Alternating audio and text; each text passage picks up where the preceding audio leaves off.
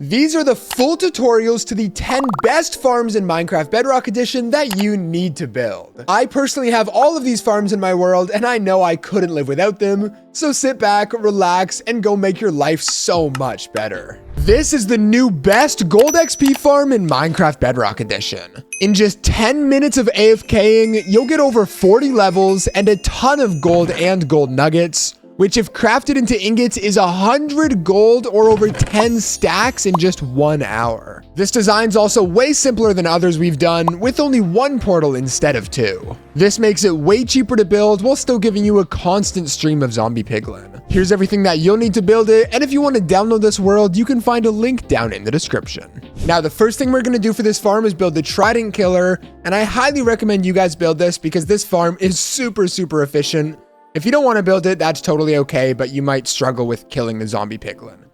So for this, the first thing you want to do is grab your pistons, place one down, turn and place one right there, turn and place one like that, and then turn and place one like that so it looks like this. Then take your observers and you want to place it like that, making sure that the arrow is facing into the piston and the face is facing this way.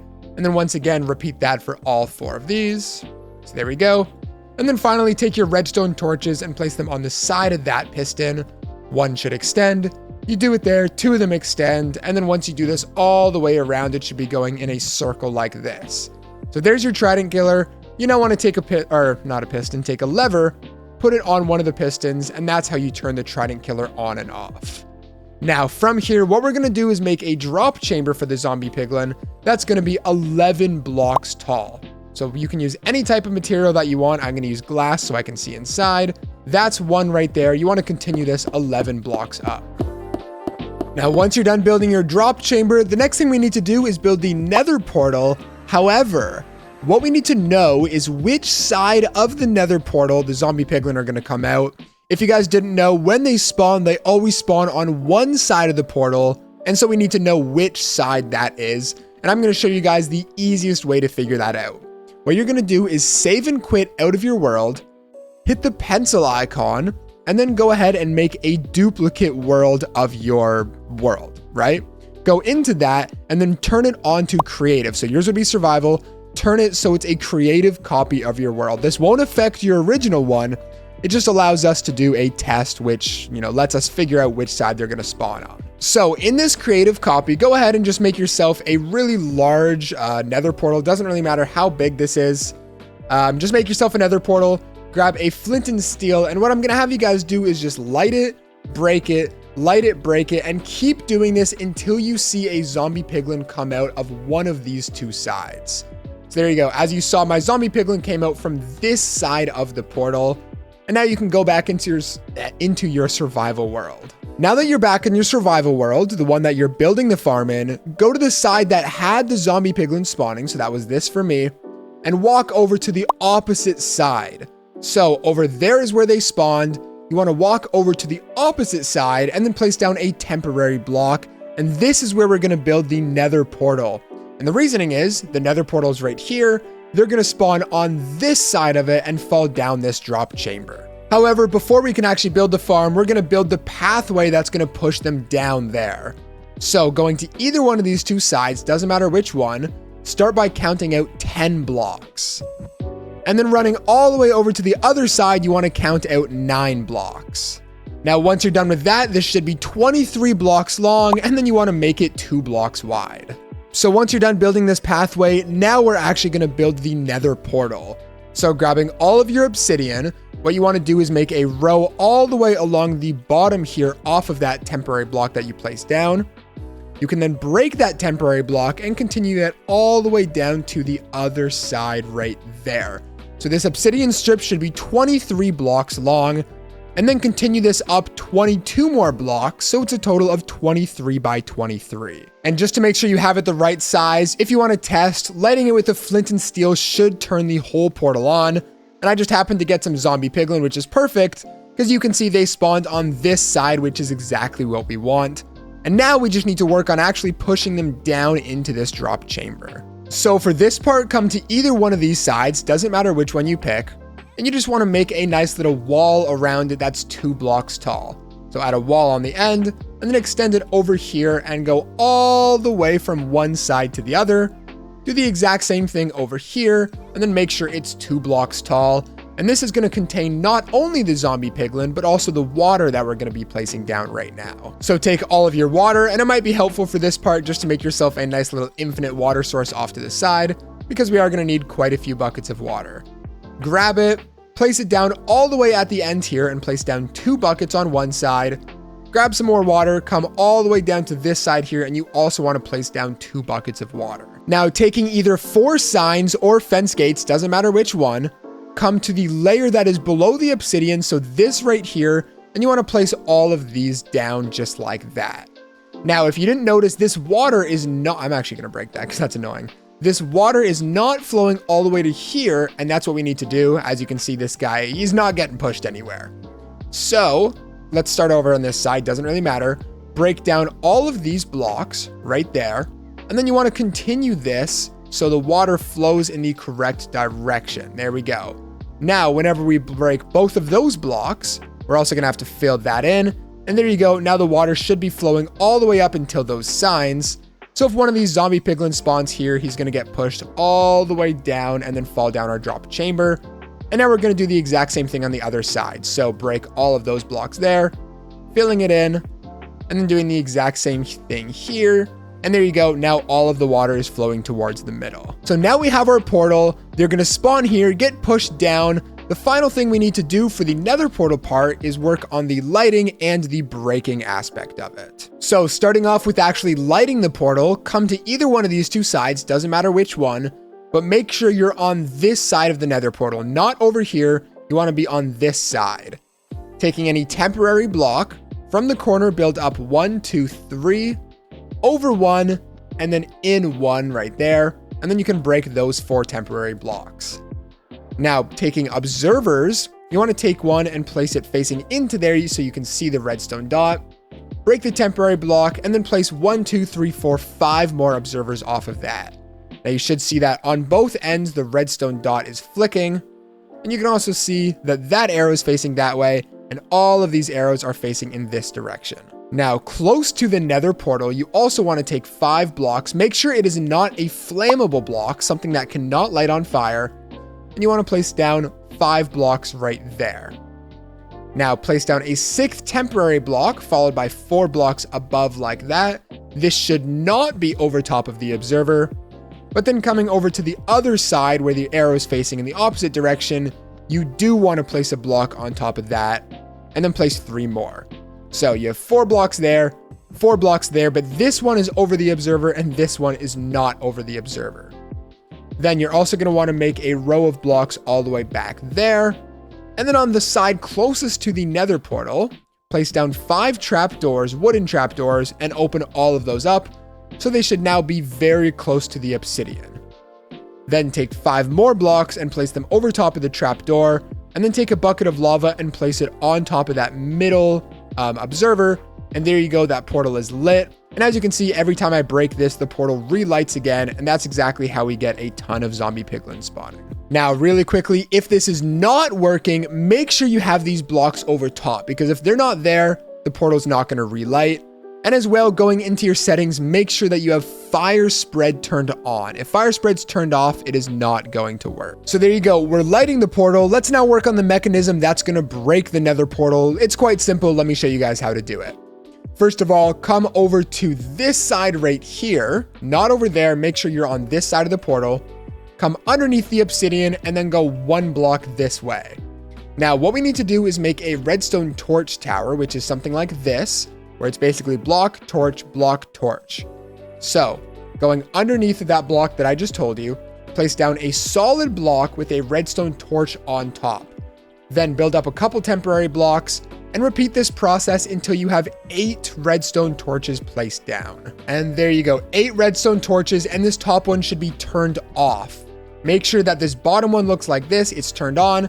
8 redstone torches all the way to the top is turned off. Now, what I'm gonna have you guys do is make a little temporary platform right here, place down a temporary block, kind of diagonal to the redstone torch, and then take a dispenser and place it like that. So it is facing towards this nether portal.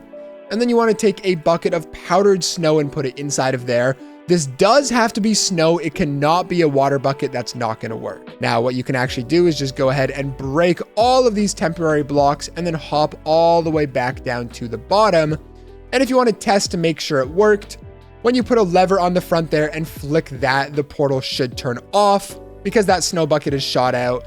And then when you flick that 2 more times, it goes back in and the portal lights again. This is exactly what you want.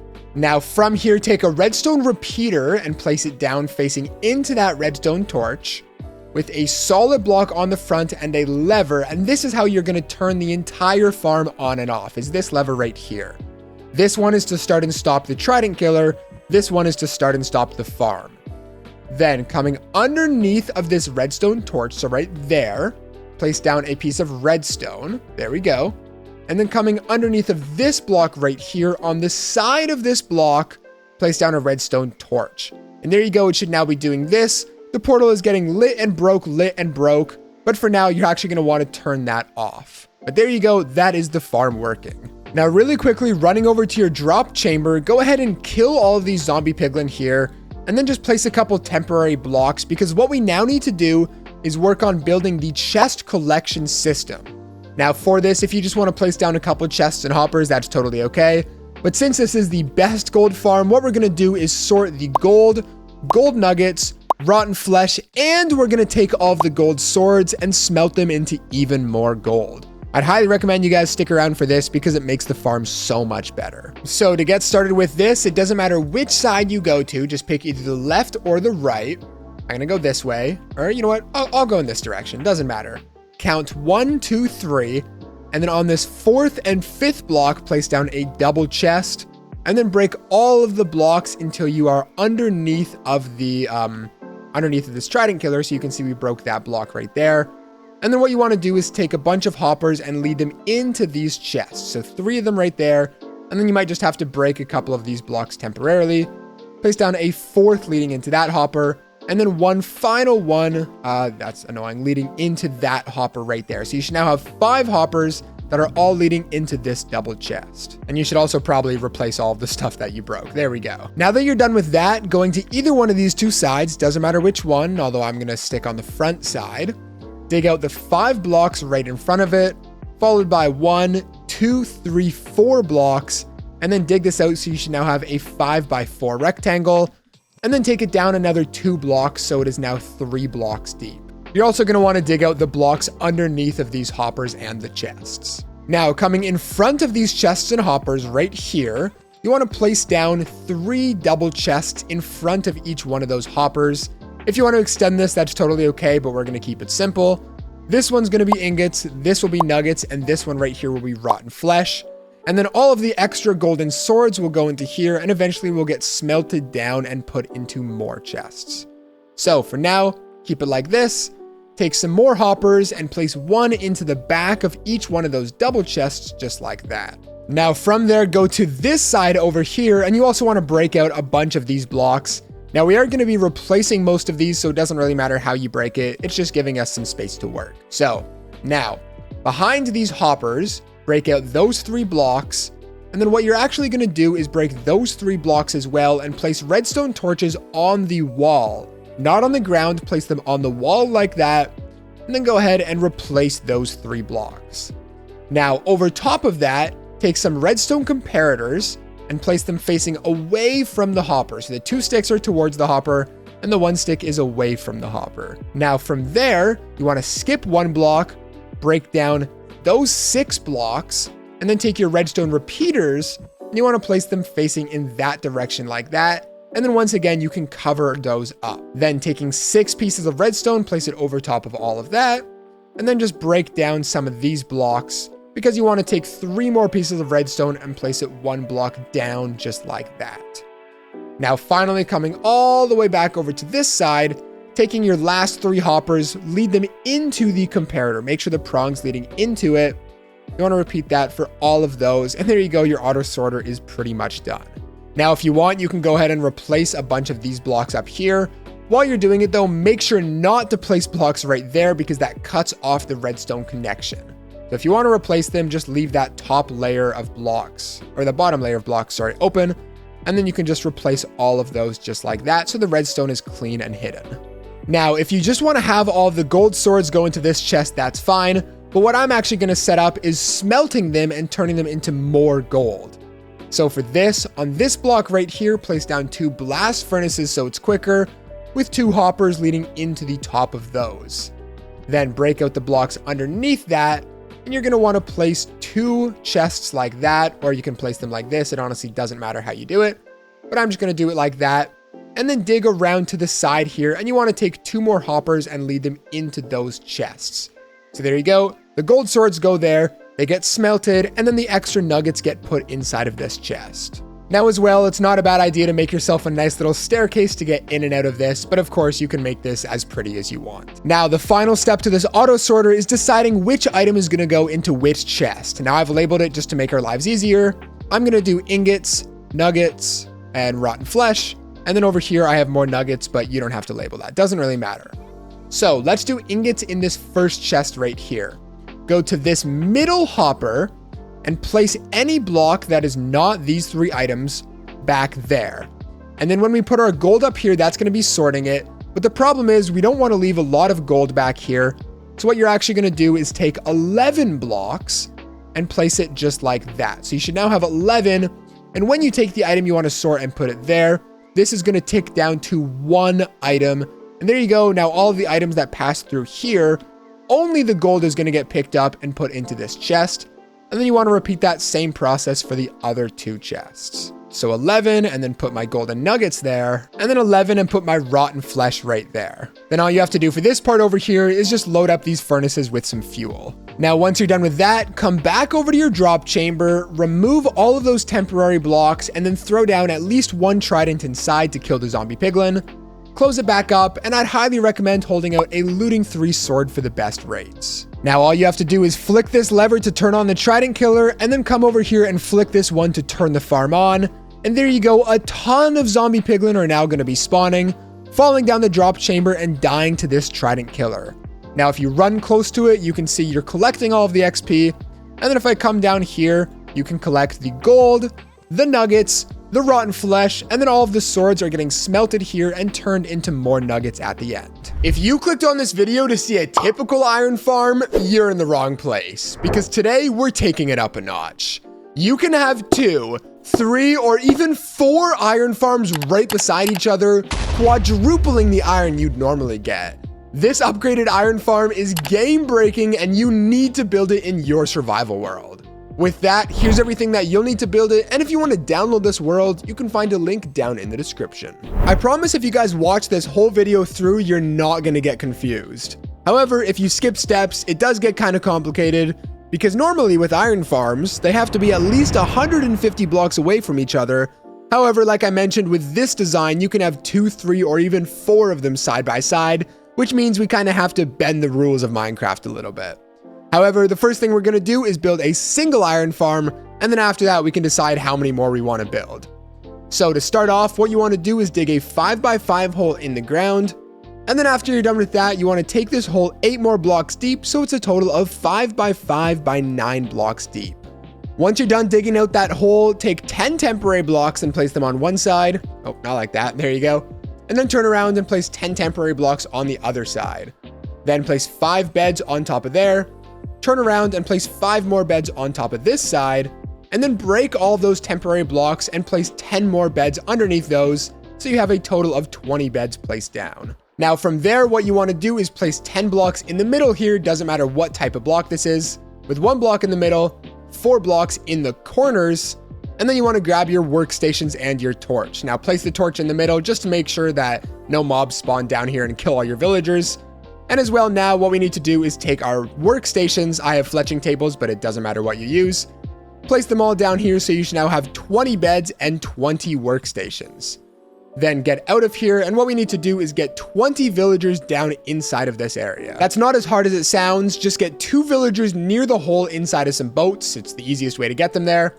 And then break the boats and push them down inside of that hole. Then once you're done with that, take either some bread, carrots, or potatoes. They should start to breed, and there you go, you'll now have 20 villagers down there. Now while you're doing this, make sure you don't have any nitwit villagers, the guys with the green jacket. otherwise they can't get a profession, and as well, make sure any babies you have grow up before you start to use the farm. All right, and there you go. You should now have your 20 villagers down inside of that hole, and they all have the same profession as the workstation that you placed down. Now from here, what you want to do is count down 4 blocks, place one down right there so it's over top of their head, and then fill this in as a roof to make sure the iron golems aren't going to spawn down there with them, and then take a bucket of water and place it in any one of the 4 corners. Now while you're doing this, if any iron golems spawn, we do need to take them out just to make our life easier. If you punch them, however, they are going to get mad at you, so take a bucket of lava, place it down to kill them, and they're not going to attack you. Now, as for your collection system, go to the opposite side of the water and place a hopper leading into either one of those 2 blocks. Then place down a sign right there, a sign right there, and a sign right there, as well as a bucket of lava to kill the iron golems. Now, sometimes cats will spawn here just like that. That's great timing, and they can get a little annoying. So if you want to kill the cats, you can also place down a campfire right there, and then replace these 2 blocks with hoppers as well. There we go. Now, what you want to do is go 1 block away and then dig down 1, 2, 3, 4, as well as 2 blocks in the direction of the iron farm. So you should be right there. Now place down a single chest or a double chest, doesn't really matter. However, the only problem is we have a block right here that items can sneak through. So what you can do is take either a piece of glass or you can just take a stair and place it upside down right there so we can still open up the chest. But if you come over here, you can see it looks like a solid block, and that's perfect. And there you go, the iron farm's pretty much done. Now the final thing you want to do is just take a bunch of slabs and place them up here so all of the iron golems actually want to spawn inside. Okay, so beautiful, we've got our working iron farm, but this is boring. It can only produce 2 iron golems at once. So what we're going to do now is add either 2, 3, or 4 separate iron farms right beside this one. And again, like I mentioned, this shouldn't be possible, but I'm going to show you guys exactly how it works. And really quickly, if for some reason you follow the steps and this farm doesn't work, you could download this exact world that I'm playing on here. That is down in the description. So going anywhere near this farm, doesn't really matter where you do it, we're going to want to dig another 5x5 by 9 block deep hole. This time, however, don't place any beds or workstations because that's not going to work. The villages are going to be too close to each other. For now, come down inside of the hole and then count up 3 blocks and place a row of blocks right here. And then once you're done with that, you want to place another row of temporary blocks on top of those ones. Now, once you have that, come to any one of the sides and just go a little bit away from the edge and dig down 1, 2, 3, 4, 5, 6, 7, 8, 9, and then dig forward, and that should take you directly underneath this area. Now, eventually we're going to place beds and workstations down here, but not just yet. However, we are going to prepare for it. So place down once again 10 temporary blocks on one side and 10 temporary blocks on the other side. And now we can go out of this hole. So now it's time to take a village that's over 100 blocks away and essentially move it to here so we can have 2 working iron farms right next to each other. So for this, what you're going to want to do is go 100 blocks away from your iron farm and actually go just a little bit further than 100 blocks and then make that path 2 blocks wide so the villagers don't fall off. And as well, it's not a bad idea to add some walls around this pathway just to be extra careful. Now, while you're doing this whole process, make sure you're not within 100 blocks of an actual village, otherwise it's not going to work either. So once you're done building that, you should have a long pathway that looks like this, and we now need to get 2 villagers down at this end. It's very important that the villagers you're going to put up there have not been close to your iron farm, otherwise they'll be part of that village and the whole thing is not going to work. So make sure these guys have not been within 100 blocks of your other iron farm. The easiest way to get them up there is just to kind of build a staircase up like this, put them inside of a boat and attach a lead, and then you can simply walk them up. You can build some blocks up like that to get them through, and there you go. Now we can get started with the process. So the first thing you want to do is place down 2 beds, just like that. And then you also want to place down 2 workstations in front of both of those beds. They should all be linked, and this is now a new village. And we need to take this village and move it all the way over to that iron farm. So to do this, what you want to do is break the back bed and make sure you see that he is upset. This is very important. Take this bed, place it, and don't do anything until you see the green particles. Make sure you see the green particles on these guys, otherwise the farm is going to break. Now come back here, break this bed, he should get angry, and then place this bed a little bit forward and wait until you see the green particles. Perfect. Now, once you've seen those, come back here and break this workstation. He should get angry and lose his profession, and then run forward and place the workstation a little bit ahead. And once again, wait until he has the profession. Very important. Then come back here and do the exact same thing with this one. Now you're just going to keep repeating this process all the way until we get over to that other iron farm. I just need to wait for that guy. There we go. And we're essentially just taking this village and slowly moving it all the way down to that side. So repeat this process and make sure that before you do anything, the villager is linked to not only the bed and the workstation. So now I'm good to go. I can re-break the bed, and I'm just going to continue this process until I get all the way down to the end. If the villagers are being annoying and running in the opposite direction, you can either block them off from doing that, or what you can do is kind of just push them with your body and they should get closer as well. Now, if you take this slow and you always make sure they have linked up before moving anything, I promise you're not going to have any problems. But if you try to rush it, you will have a problem and it will not work. So just take it slow, don't rush anything, and you will be okay. Okay, so I'm getting really, really close to being near the end of my path now. So I'm going to wait to get these guys all the way over, and then we can move on with how to set up the village. So what you need to do is get these as close to the edge as possible. You want them to be as far here just to make sure that they're not going to accidentally unlink and link to that one over there, because that would be a little unfortunate.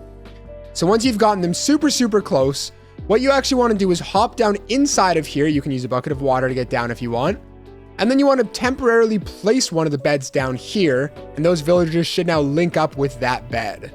Then go ahead and get out of the hole, and you want to do the same thing for the other bed and both of the workstations. Now, some iron golems might be spawning in this hole from the other iron farm. That's okay, we can deal with those guys later. But there you go, both of the villagers should now be good, and if they haven't already walked into there on their own, just go ahead and push them in. Villagers are inside, we can deal with that guy later. What we actually need to do is take these beds and workstations and put them in the correct place now. So we're going to start off with one of the beds. Now make yourself a staircase to get in and out to make your life easier. Break one of the beds, but again, only one of the beds, and they should get angry. Get out of here. Make sure they can't get out as well, because they'll climb out. They always do that. Drop down this hole, and then you want to place one of the beds on top of these dirt blocks, and you can see I got the green particles right there. Perfect. Then do the same thing for the other bed, and also both of the workstations, but once again, make sure you do this one at a time. Never remove both the beds or both the workstations. So drop down here, and for these, you want to break some of these blocks, so break that one, place your workstation up there, and then once you go back up, the villagers should have relinked. So perfect, there you go. As you can see, both of my villagers have the profession. Do the same thing for the other one, and we are pretty much done the process after that. And just like that, we've put a second village right beside this first village over here. So we have two villages right beside each other. Now what we want to do is remove this because we're not going to need it anymore. And as well, you can go ahead and kill this iron golem if you want. So now that we have the second villager here, and we have all 20 of the workstations, beds, and villagers down there, this village is completed. We can now simply go down here and actually fill in all of these beds. So now we can just place all of these down. Be careful not to accidentally break these, because otherwise it'll mess it up. Break all of those temporary blocks and place another 10 beds underneath. So we should have 20 beds down here now. And then do the same thing with the workstations up here. So I'm just going to place 20 workstations anywhere. It doesn't really matter where you place them. Okay, and I believe that should be 20. And if you want to keep it consistent with the other design, you should have no workstation in the middle, no workstation in the corners, and then everywhere else is going to be whatever your workstation is. So now go ahead, once you're done with that, fill in all of this. And then you can also fill up your path that you made to get up and down. And there you go. You now have two villagers there. You can now break this entire dirt path. And what you're going to notice is this looks the exact same as the other village we did. And now all we need to do is get 20 villagers in this hole. And once again, that's done by taking a bunch of bread, carrots, or potatoes. The villagers are going to start to breed, and then eventually you'll have 20 of them down here. And there you go, 20 villagers, all the same profession. However, still a separate village from this one over here. And now we're going to do the exact same steps. Torch, blocks over top of them, and a bucket of water in the corner. Then a hopper right there with a campfire on top if you feel like it.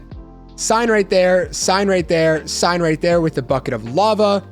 Then come over to whichever side you place the hopper leading into.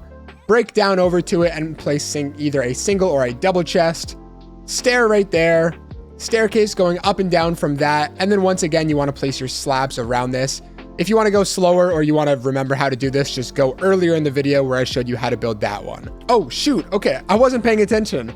There you go, though. We have 3 separate iron golem spawns, which isn't normally possible. With 1 iron farm, you can only have 2. So your stacked iron farm is now working.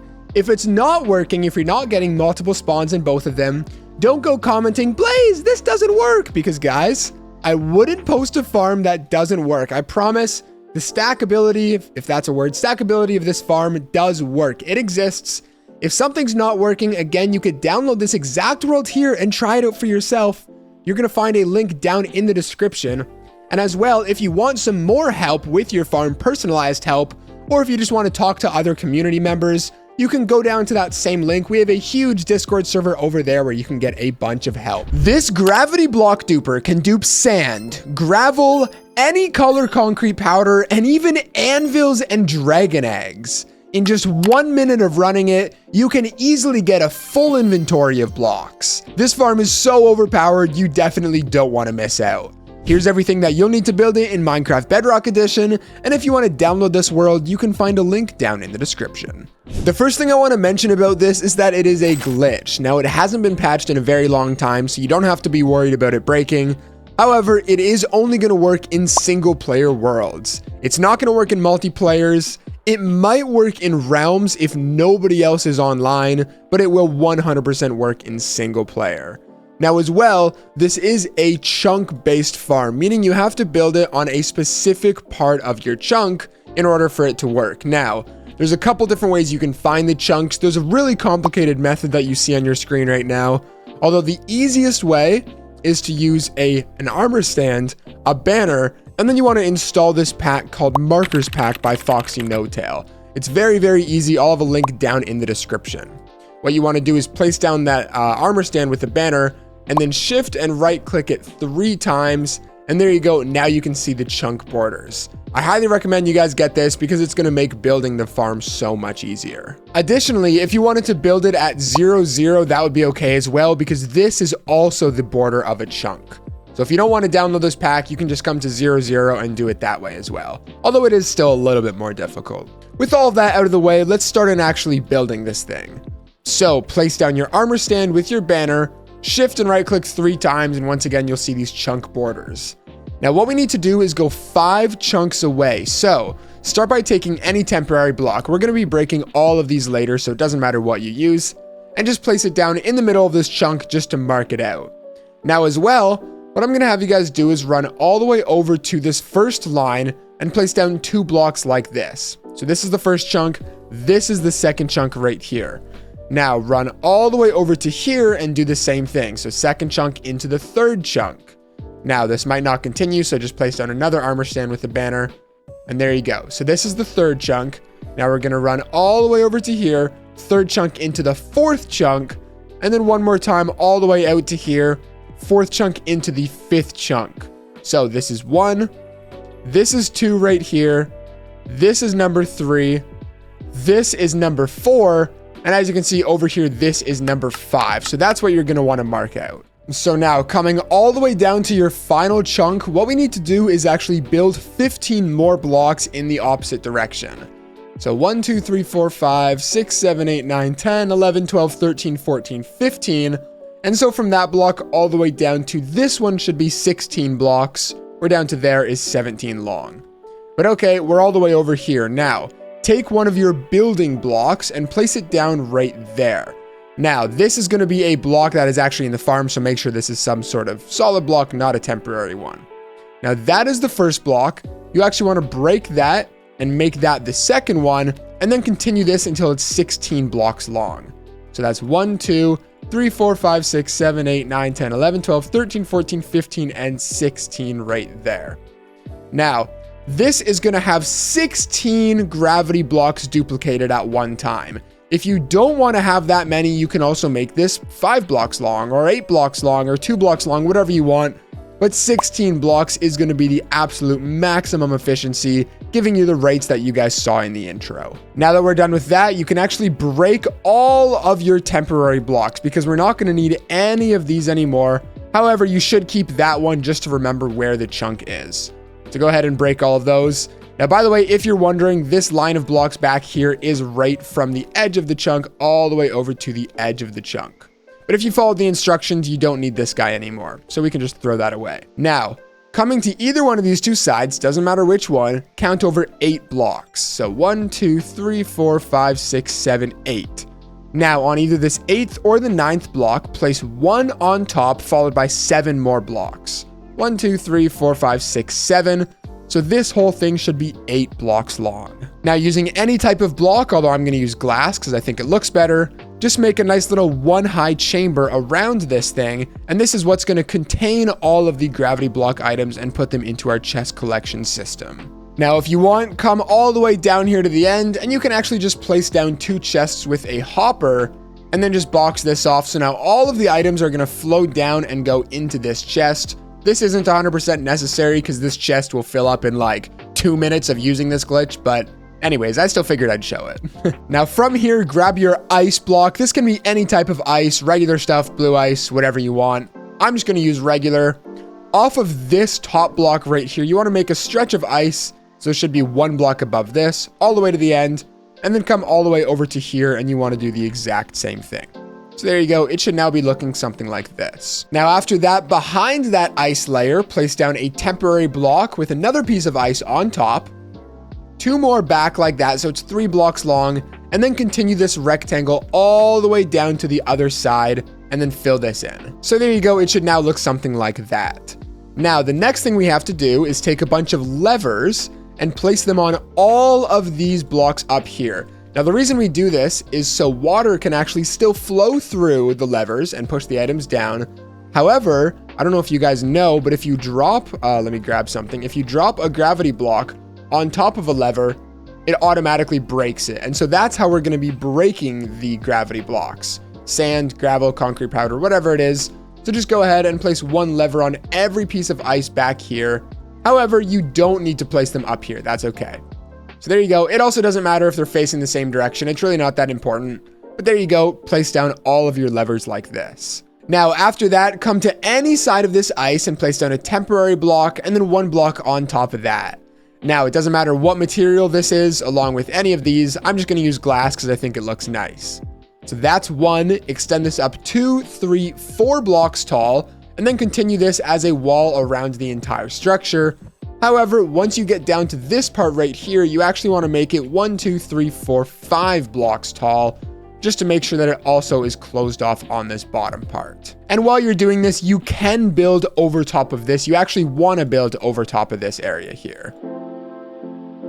And there you go. The box is now done. And if you were to stand inside of here, like I mentioned, this is 4 blocks tall. And then this right here is 5 blocks tall. So with all of this done, we're now going to place down our buttons. So grabbing all of your buttons, go up to this layer right here. Not this one, not this one. Make sure it's this one right here.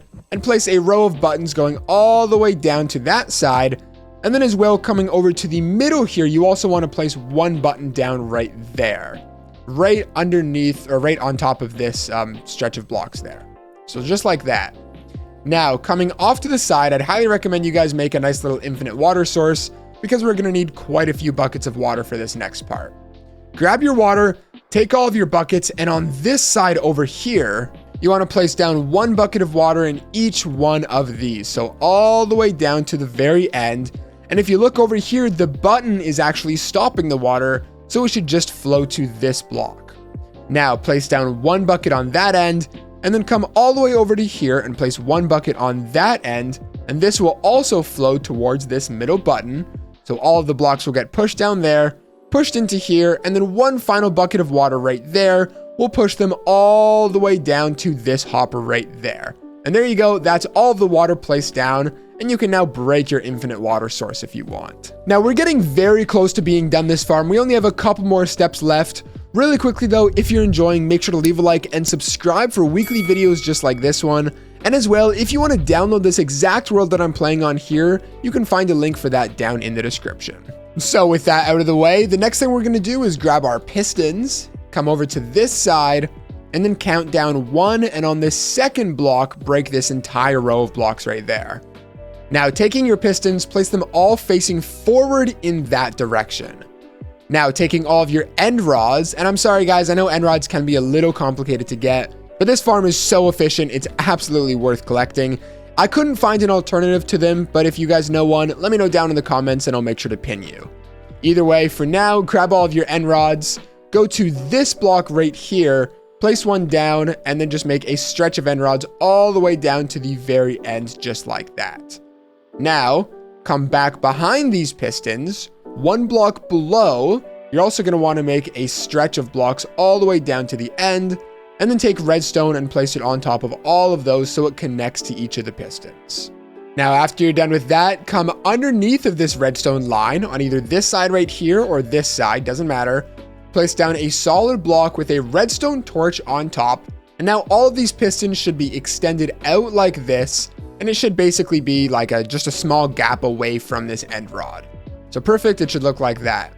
Now take a redstone line and you need to lead this redstone line actually down a little staircase down to the ground. And then all the way over to our other chunk right there. So take this, lead it all the way down. Doesn't matter how far into this chunk you go, just make sure you make it into this chunk. So I place this block in the middle. So there you go, a redstone line leading all the way down. However, as most of us know, the redstone signal can't reach this far. So from here, every 12-ish blocks, doesn't matter, take a redstone repeater and place it down just to make sure that the signal can actually make it all the way over to here. So there you go.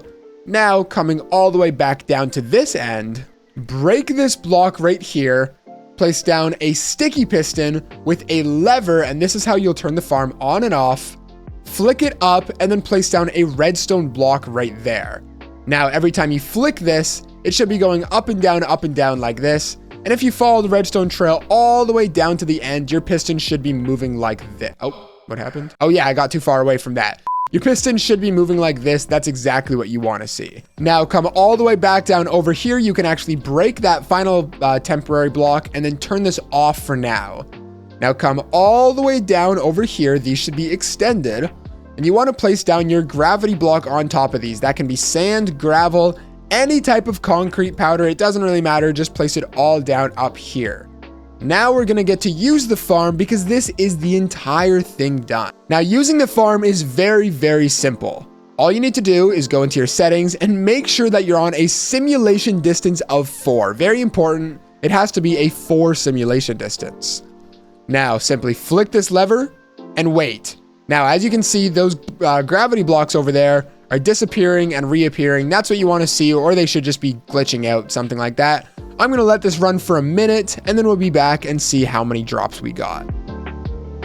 All right, so this hasn't even been running for a minute, but now turn it off. Don't do anything. Make sure that turns off, and then save and quit out of your game, and then load back in. That's all you have to do. Very simple. Now, once you've loaded back in, run forward, and once you pass a certain chunk, you can see a bunch of blocks fall, and then when you go even further, it might start to get pretty laggy, but there you go. Let me fly into creative mode just to show you guys better. There are so many blocks duplicated here. Let me see how many there are. Look at that. All of these from literally 1 minute of using this. However, don't click off the video yet because we're going to make this a tiny bit better. First of all, let me just take all of these things and put them inside of this chest. Now, what you might notice is that there are also a ton of blocks back here.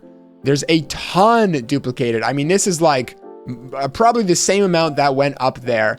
Unfortunately, there's no way to stop them from kind of glitching through the farm and going back here. So you're not going to be able to get all of them into your chest. However, you can just run back here and collect them super easily. Now, if you don't want this one layer of blocks right here to build up, because that can be pretty annoying, you can either take a bunch of buttons or a bunch of levers and just place them down right there. So now the next time that you run this farm, that's not going to happen again. They'll still glitch back here, but then you can just run here and collect all of the items. Right behind me is the easiest coal farm in all of Minecraft Bedrock 1.21 plus. Despite its simplicity, in 5 minutes, I got just under 15 stacks of coal, which if you're wondering is around 11,000 charcoal every hour of using this farm. You can see how simple and compact this thing is. It'll literally take you like 10 minutes to set up, so with that out of the way, here's the materials list.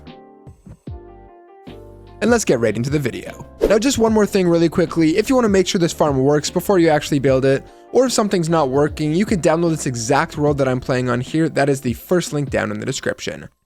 With that, the first thing you want to do is break 5 blocks in the ground. Then in the second block and the third block right here, you want to place down 2 chests. If you want to do 1 chest, that is totally okay, but this farm is pretty efficient, so I highly recommend doing a double chest, if not more storage than that. Then in these back 2 spots, you're going to want to place down 2 hoppers just like that. Then taking any block, solid block or glass, doesn't really matter, you can go ahead and place down 4 just like that, with a piston right there, and that is what is going to be breaking the campfires. Now what we want to do is make sure none of the coal is able to escape, which is why these blocks are here, but as well you want to place a temporary block with a block on top of that right there. Again, so when the campfire is placed, all of the coal is going to fall into these hoppers. Now, these 2 blocks right here and this hopper, it is not necessary. I just noticed that sometimes when I was using this farm, some of the coal would escape out, which is why I ended up using 2 hoppers instead of just 1, to make sure that we're not going to be missing out on any of those drops. Now, one more thing that you're going to want to do is place down a slab right there, again, just to make sure that none of that coal is able to escape the area. Now, the next thing we want to do is make a redstone clock, so this piston back here extends back and forth and breaks the campfires that we place down.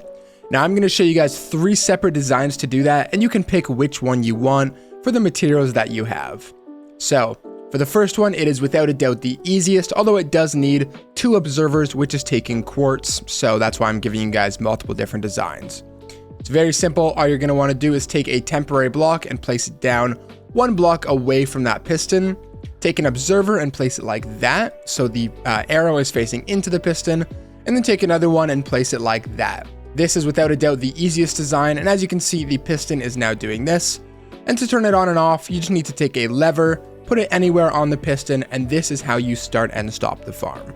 Now the second design is very simple, and it doesn't take any observers. What you want to do is place a lever down right there, with a redstone comparator in that position like that, and you want to flick it once, making sure that the 2 prongs are facing towards the lever, and then this is lit on.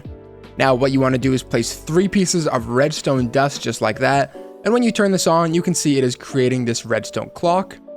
Then go ahead and place a transparent block here. Make sure it is not a solid block or it's not going to work.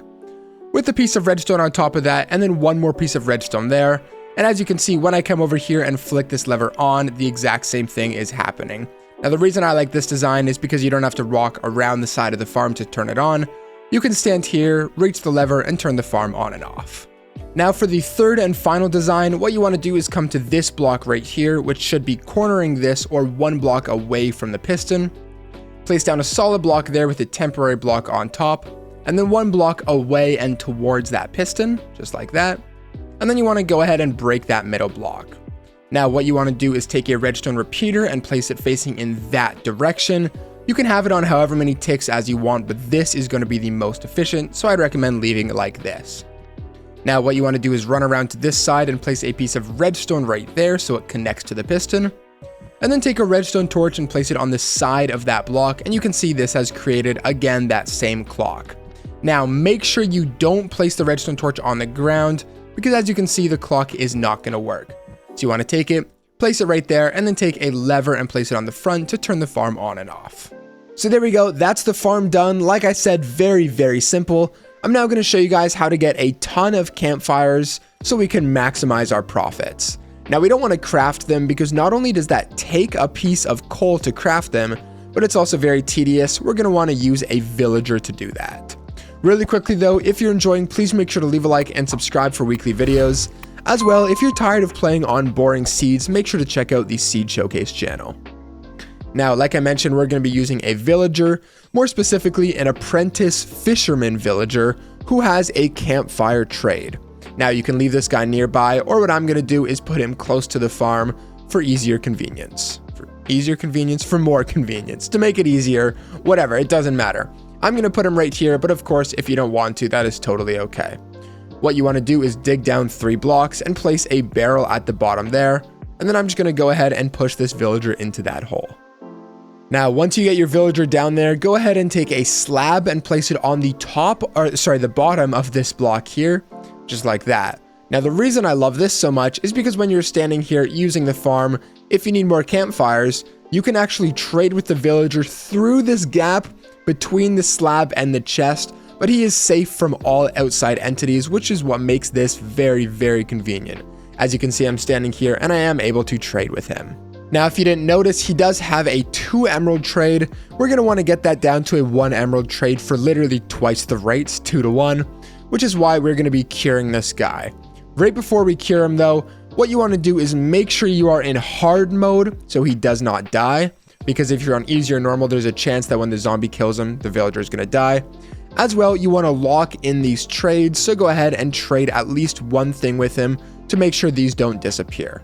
So wait for it to turn nighttime, find a zombie, and then lead your zombie over to this villager, wait for him to lock on, and then he's going to kill this villager. Pretty simple. So just 1 more second, 1 more hit. There we go. Now we have a zombie villager. Now what you want to do is go ahead and just kill this other zombie. Try not to kill your zombie villager. Go ahead and throw your weakness potion onto him right there, and then throw a golden apple. Now obviously this is not mandatory, you don't have to do this, but again, going from 2 emeralds per campfire to 1 is literally going to double your rates. Now, I don't know if you guys knew this about Minecraft Bedrock, but we don't have to wait for this guy. All we have to do is log out and log back in. And as you can see, when I log back in, the villager is automatically cured, and as you can see, this is now down to 1 emerald. So there we go, that is now everything done. I'm gonna replace my slab, buy as many, if I can stand in here, buy as many campfires as I can at the moment, which is gonna be 12, turn this on, and then go ahead and hold down. And as you can see, the campfires are broken, the charcoal is produced, and then all of the drops go down inside of this chest. And of course, you can go ahead and turn that off now. This Creeper XP farm will give you over 800 gunpowder every hour that you use it, along with well over 40 levels. It's so easy to build and super easily expandable too. I'm not sure what more I have to say, so here's everything that you need to build it in Minecraft Bedrock Edition, and if you want to download this world, you can find a link down in the description. Now, nobody likes wasting their time, so I'm going to make this tutorial as efficient as possible for you guys. The first thing you want to do is find yourself a nice body of water to build this over top of. If you do it on land, that's totally okay, your rates just might be a little bit slower. As well, make sure not to build this over top of a river biome because mobs cannot spawn in rivers. If you're doing it over top of water, start off by going all the way down to the very bottom and then using some temporary blocks build up to the surface of the water. Now, once you get up here to the surface using either blocks and ladders or the easiest way is just with scaffolding, you want to build 50 blocks into the air, and we're doing this to make sure that no mobs in the water are going to slow down the rates of the farm. If you're over top of land, you also want to build up 50 blocks. Once you've made it up here to the top, you should be around Y level 113, as you can see in the top left. It's not super specific, just make sure you're not too close to the ground or the water.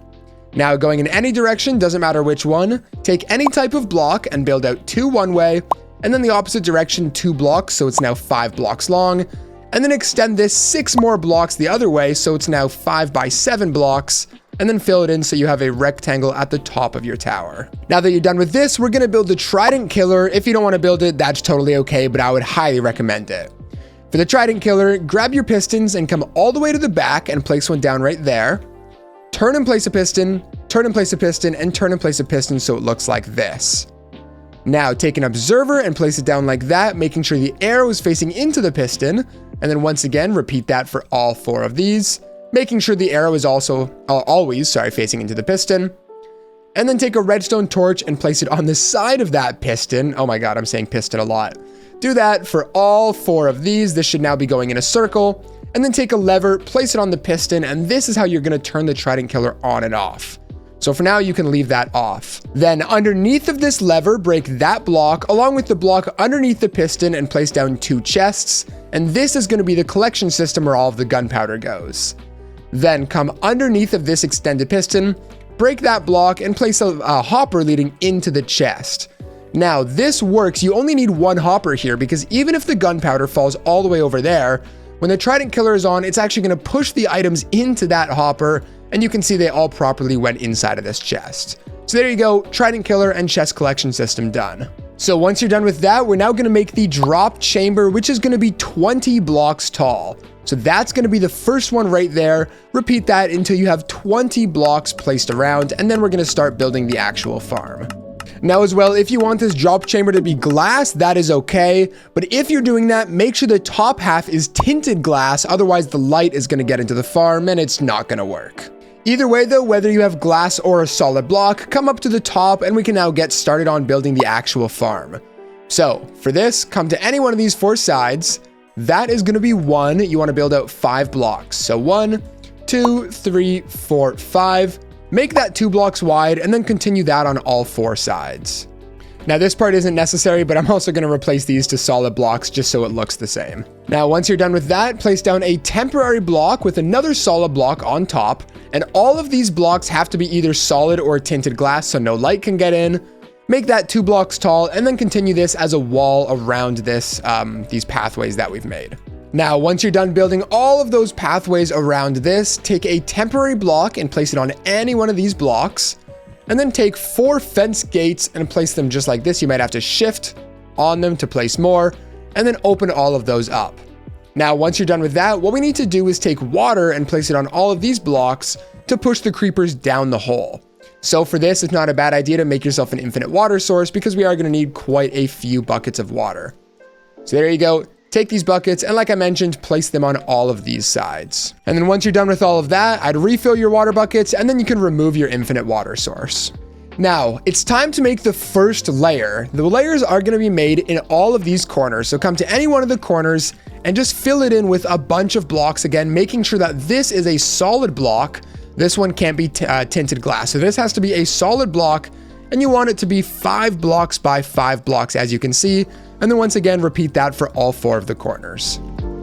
So there you go. It should now be looking something like this. All right, so with all of this done, we're now going to work on the first layer, which is what we're standing on right now, as well as the spawn proofing to make sure that only creepers are going to show up in this farm. Really quickly though, if you guys want to download this world before actually building it, or if something's not working, you can find a link to that down in the description. Now with that out of the way, for this first layer, what you're going to want to do is make a nice 2-high wall around the entire structure. Once again, making sure that this is either a solid block or tinted glass. Now, once you're done building all of that, take your trapdoors, place 1 in the corner, skip a block and place 1, and then skip a block and place 1, and continue that until you have 9 trapdoors placed down on the platform just like this. And then you also want to take trapdoors and place them along that wall, and open all of them up like that, and then run over here, place trapdoors on that wall, and then open all of them up like that.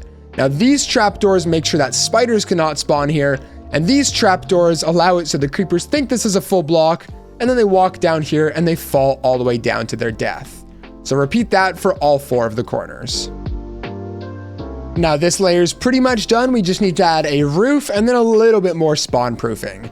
So for this, come up to this layer right here, place down a temporary block followed by 1 block over top.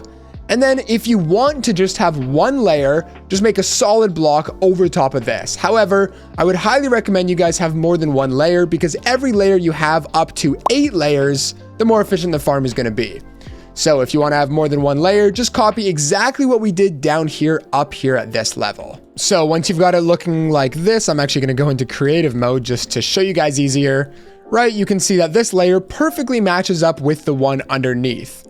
Now, the only problem with this is all mobs except for spiders can spawn here. So like zombies, creepers, and skeletons. And to prevent that, what we're going to do is actually take buttons and place down a button everywhere where there's not a trapdoor. So place down 5 buttons like that, and then come over here and place down 5 buttons all on the roof.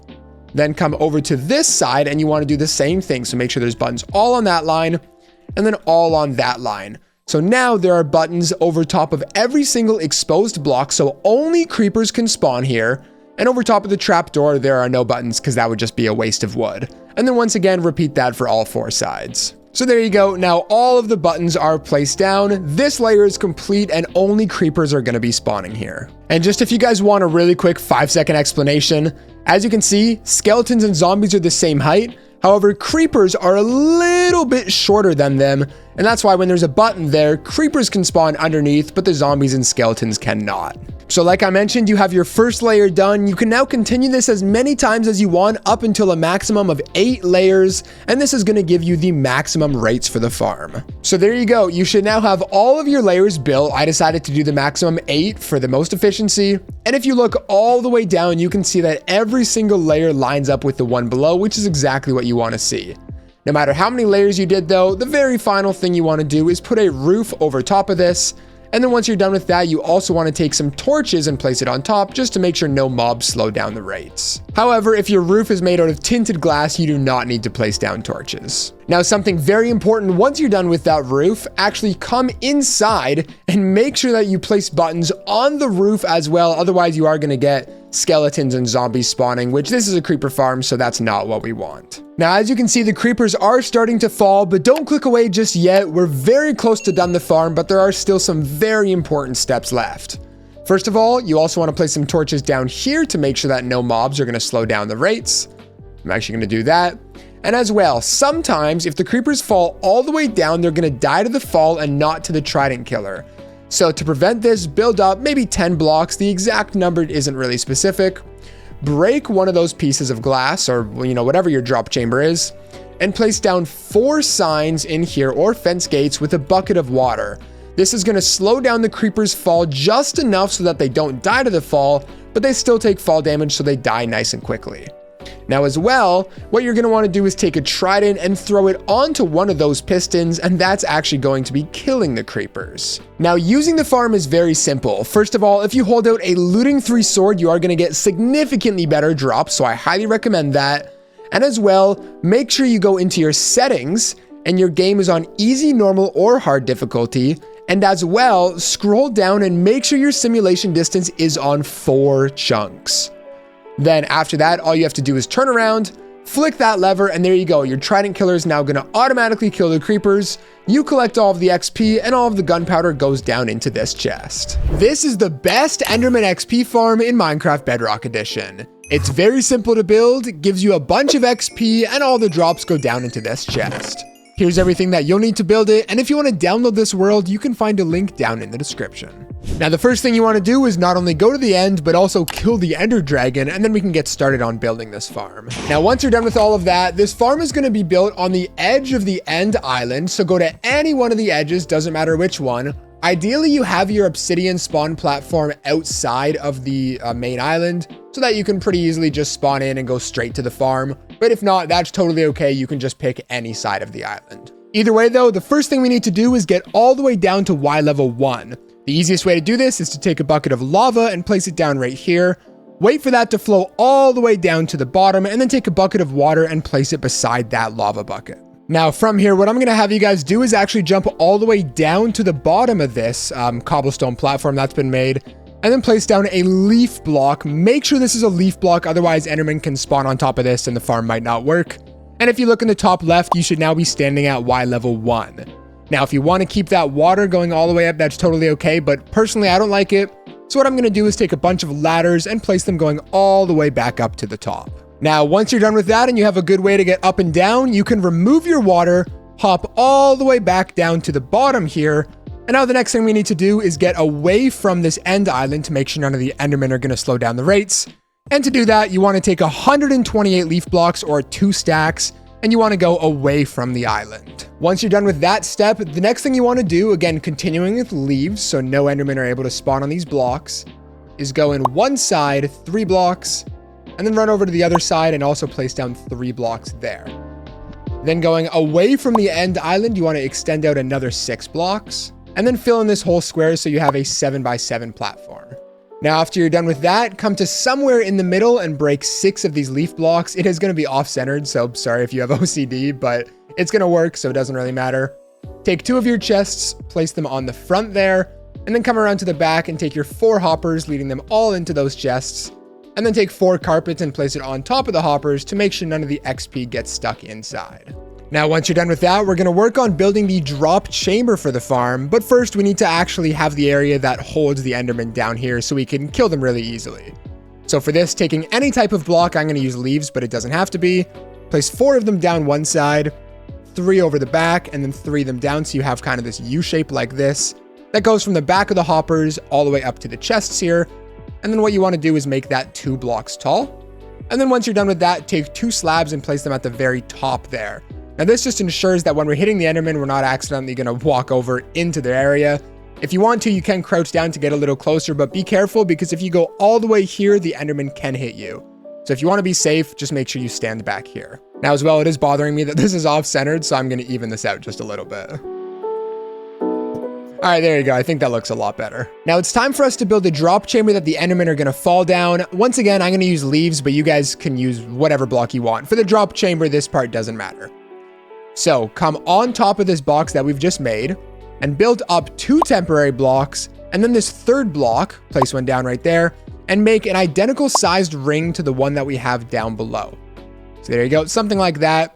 You then want to repeat this process, making rings every 3 blocks until you get in between the levels Y40 and 44. This is so the Endermen are going to fall the perfect length all the way down here and then be one hit so we can kill them super easily. So like I mentioned, continue that process until you're between the Y level 40 and 44. Alrighty, so you should now have a bunch of rings leading all the way up to, for me, Y level 42. You should be somewhere around there. This top ring Endermen are going to be spawning on, so what you actually want to do is break these leaf blocks and replace them with solid ones. This can be any type of solid block, not necessarily smooth stone. Just make sure it's some block that Endermen are able to spawn on. As well, to make sure they actually want to fall down the drop chamber, what you want to do is take 4 trapdoors and place them in the middle. And then later, what we can do is open them up so the Endermen walk down. But just to make sure that we don't end up like the Endermen, keep those closed for now.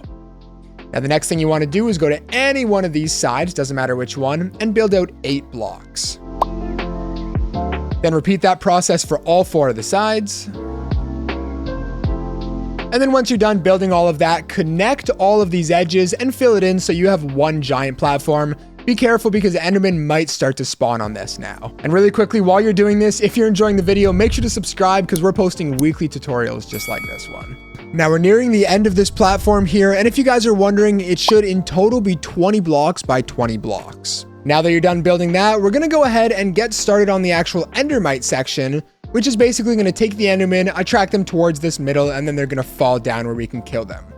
So for this, what you want to do is come over to this middle, place down a temporary block on top of this, make sure to shift so you don't accidentally open it up, shift and place down 1, 2, 3 blocks, temporary blocks, with an iron bar on top of it there, and then 2 more temporary blocks just like that.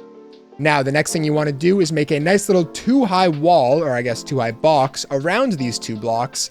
And this is going to be the house for the Endermite until we get him down onto that iron bar. So the end goal with this section is we have an Endermite inside of the minecart over top of this iron bar right here. So first of all, take note of where your iron bar is, but keep that temporary block. And wherever it's not, so for me, it's this block, place down a rail right there.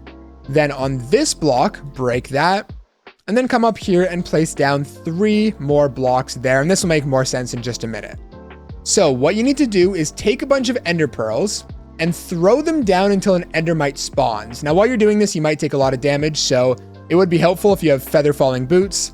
And as well, make sure your game is on easy, normal, or hard so the endermite can actually spawn. What you want to do is spawn the endermite and then place the name tag on him before you put him in the minecart. Otherwise, it won't work. So get the endermite and place down the name tag. Now Bedrock can be a little annoying and it might take a lot of ender pearls, but it's at least a good thing that we're inside of the end dimension. So it shouldn't be too hard to get those ender pearls. So endermite, name tag, and then jump up here and get him inside of the minecart. And the reason we did all of this is so we could jump up easily, but the reason we placed these blocks is so he wouldn't hit us off the edge. So there you go. Your endermite should now be inside of the minecart. What you actually want to do is push him over top of the other block. And so he should now be over top of this rail. Break that, he falls on top of the rail, and now you can break the rest of your temporary blocks. So there you go. Big platform for the Enderman to spawn, Endermite that will attract them towards the middle. And now just open up these trapdoors so they can fall down And by the way, so that Endermite doesn't despawn, make sure not to put your game mode into peaceful when you're in the end dimension. Since we put a name tag on him, he's not going to despawn, but if you go into peaceful, he will. So be careful, don't do that. Take an ender pearl that you hopefully still have left over, throw it all the way down there to get yourself down. And there we go, wait, hold on. There we go. And there you go, your end farm's now done. And one more thing, if it's not working for you, make sure that your simulation distance is on 4 chunks. So there you go. As you can see, a bunch of Endermen are spawning up here and getting attracted towards that middle Endermite. They're falling all the way down here. And then all you have to do is walk up to them, smack them once, they die, you collect the XP, and then all of the drops, of course, are going to go down inside of this chest. And by the way, if you do want to get better drops, you can use a looting 3 sword. Enchanted items, saddles, name tags, and so much more. These fish XP farms take 5 minutes to set up and will give you more loot than you could ever use in your life. For real, you guys are missing out if you don't have either of these in your world. Now, this first design here is fully automatic, so you don't have to do anything at all. However, it does require an auto clicker, which is only going to work on PC or mobile. Whereas this design over here is partly automatic, but it's going to work on any device that you're playing on. So starting off with building the fully automatic design, here's everything that you're going to need to build it. And if you want to download this world, you can find a link to that down in the description. So the first thing you want to do for this farm is break 4 blocks in the ground. In the first 2 blocks, place down 2 chests. In the third block, place down a hopper leading into that chest. And then on top of that hopper, place a fence with any type of pressure plate on top of that. Then take a note block and place it right behind that right there. Take any temporary block and place it on top. And then take an iron trapdoor, make sure this is an iron trapdoor, and place it right on the top right there. And then the final thing you have to do is take a bucket of water and place it on that fence. And there you go. The entire thing is done. It's that simple. Although I am going to replace this with a regular block because I think that looks a lot better. Now, right before I get into how to use the farm, I want to tell you guys that if you have Luck of the Sea and Lure on your fishing rod, you are going to get significantly more loot, better loot, and faster. So definitely you want to have the best fishing rod possible. So to use this fully automatic design, take your fishing rod and you want to stand as close to this water as possible without going into it. So that should be good. And then look right at the very edge of this pressure plate here. Then pull up whatever auto clicker you're using. If you go to the link in the description, there's an OP auto clicker there. Set your milliseconds to about 600. Make sure this is set to right click as well. Both very important. Then all you have to do is activate it and there you go. You're now fishing and clicking on the note block. And anytime you catch a fish, it's automatically reeled in and then the drops go down into this chest. It's very easy to set up, gives you a ton of good loot. I see no reason why you wouldn't build this. Now, as for the semi-automatic design, which is going to work on any device that you're playing on, doesn't matter which one, here's everything that you're going to need to build it. And once again, if you want to download this world that I'm playing on here, you can find a link to that down in the description. Now, using this farm is pretty much as easy as that design over there. The only thing is it doesn't cast the fishing rod itself. But as you can see, it automatically reels the fishing rod in and then all of the drops. Oh my, both? Oh my gosh, I did 2 fishes and I got enchanted books from both. Anyways, the drops go down into this chest. That just proves how good these fish farms are. Oh my God, that's crazy. Now, building this farm is very simple. Start off by breaking 3 blocks in the ground, and then on this 4th block, place down a chest. Then come around this chest, and on both of these blocks right here, place down 2 trapdoors so that they open inward towards the chest. And place a 3rd one right there and open it up. And then 2 more just like that and open them all up so it makes kind of like a square around this chest and the block behind it. Now that you're done with that, come back to this hole and dig down 1, 2, 3 more blocks so it's a total of 4 blocks deep. Then from there, take a banner, shift and place it on the front of that chest right there. And then take 2 water buckets and place them in both of those right there. So you place 1 right there and then crouch and you waterlog that chest. So we can now fish, but we need to build the collection area that's actually going to collect the fish. So dropping down here to the bottom, place down 2 chests right there. And then right underneath of this banner, you want to shift and place a hopper leading into the side of that chest. From there, place down a rail on top of that hopper with a hopper minecart on top of that. And now what we need to do is break this rail underneath the hopper minecart. Then after you're done with that, take a sign and place it on the same block that this hopper minecart is sitting on top of. So right there, perfect.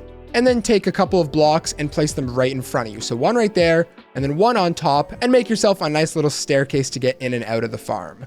Now, once you get back up here, take a bucket of lava and place it right on top of that sign, not where the banner is, but one block down right there. The reason we do this is so when the fish is actually caught, the bobber falls down there, gets automatically reeled in, and then the drops go down into this chest. And also, if you want to make this look a little nicer, because I don't like the look of a staircase, you can place a couple ladders with a trap door, and now you can easily get in and out of the fish farm. But there you go, this design is also done. Now all you need to do is stand here and throw the fishing rod into this water.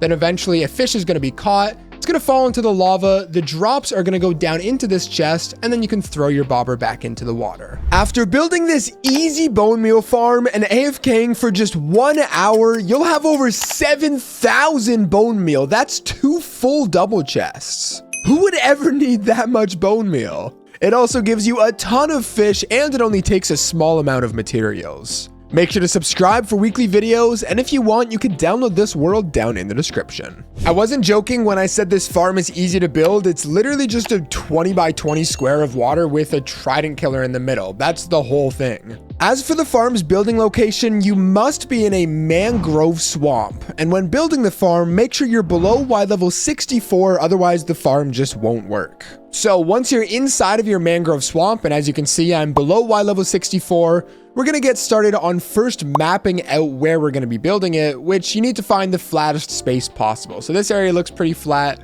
Start off by marking out a 20 by 20 square with any type of block, doesn't really matter. And after you're done with that, you should have this large outline in the middle of the mangrove swamp. And now what we need to do is clear out this entire space. So you want to clear out not only everything on the ground, but also clear out everything that is above this area. And after you're done clearing all of that out, you should have something that looks like this behind me here. It's just a big 20 by 20 square in the middle of a forest. As you can see, there's no leaves above. If I hop all the way down here, there's no leaves up here. There's nothing down here. It makes our life the easiest when we're trying to work. Now, one of the other problems we're gonna have is all of these. You wanna go through and break them and replace it with just regular blocks of mud. And then as well, anywhere that there's a gap in the ground, you also want to replace with mud. So at the very end, you just have one solid mud surface. Now, the reason we do this, making all of the ground mud, is because as you can see, if there's another block that is not mud, for some reason, the fish just kind of get stuck on it and it slows down the rates quite a lot. And then if we take this and we turn it into mud, they can pretty easily swim over top. Now, you should have something that looks like this, a 20 by 20 square with a full solid sheet of mud on the bottom. And once again, if you jump down here, you need to be below Y level 64. It's very important, that's why I'm mentioning it so much. The highest up you can be is just like me at Y level 63. So now that you're done with that, you make sure you have it at the right height. Let's start building the trident killer. That's actually gonna kill the fish. So come to any one of the corners, count in 1, 2, 3, 4, 5, 6, 7, 8 blocks. Break that 9th block, and then also those 3 blocks right there. So you now have a 2 by 2 hole in the middle, and then dig this down 2 more blocks. So it's a total of 2 by 2 by 3 blocks deep. Then once you're done with that, break 1 more block to every side of that hole, just so we have a little bit of space to work. Once you've got this hole dug, we're now going to make the trident killer, which is built a little bit differently than your traditional trident killer. So make sure to follow carefully. Drop down inside, take your 4 pistons, and then around these 4 blocks, you're gonna place 1 right there, turn and place a piston, turn and place a piston, turn and place a piston like that. Now this is where it gets a little different. Take a dropper, make sure this is a dropper, not a dispenser, place it down in the corner like that, and then repeat this for all 4 of the sides, just like that, there we go. And then what you wanna do is take an observer and lead it into this dropper. You're gonna have to shift and then place it down, so the red dot is there, and if I break this, you can see the face is facing towards the dropper. So there you go. And then once again, do this for all 4 of the sides. There we go. And now we just need to fill in all of these missing blocks. You can use any type of block that you want, but since we have so much mud, I might as well just replace all of these with mud. You don't need a block back there, doesn't really matter, but you do have to place one in that spot, that spot, that spot, and then just fill these up. So there you go. Once you're done with that, you're also going to want to take a bunch of mud and place it all up here, and then take a lever and place it over top of one of these corners. You need to place it over top of the corner And when you flick that, there you go. This should now be going in a circle just like this. And by the way, if something's not working in this build, or you just want to make sure it works before you actually build it, once again, you could download this world. There's a link down in the description. But anyways, Trident Killer's done. You can go ahead and turn that off for now. And we're going to make the chest collection system. So come to any one of the pistons, doesn't matter which side. I'm just going to pick this one. You want to break that block right there, including the block underneath the piston. And then go up to here, count away 1 block, and then dig this down 1, 2, 3, 4. And now you should see that we've dug straight through from the Trident Killer underneath. What you want to do is place down a single, or I'd highly recommend making this a double chest, and then just taking some ladders so you can get in and out, and as well place a trap door right there so no fish actually fall down. So this is how you're going to collect all of the items. Come back in here through the middle and then place a hopper leading into that chest. Then once you take a trident and you throw it onto any one of the pistons, and there you go, you now push this and your Trident Killer is now done.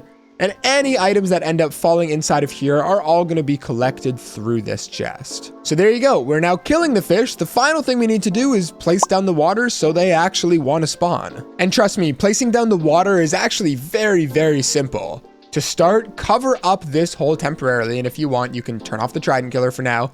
Cover that up, and then come to any one of the sides and make yourself an infinite water source, because we are going to need quite a few buckets of water. Once you've got that, all we need to do is place buckets of water on the diagonal. And what I mean by that is place down a bucket of water right there, then 1 bucket right there, grab some more, and continue doing this all the way until you get over to the other side. And what you'll notice is you now have an entire sheet of still water. Then once you're done with that, all you need to do is come here in the middle, destroy those blocks, turn on your Trident Killer, and the entire farm is done. However, we still need to find the ideal building location for the most of these fish to spawn.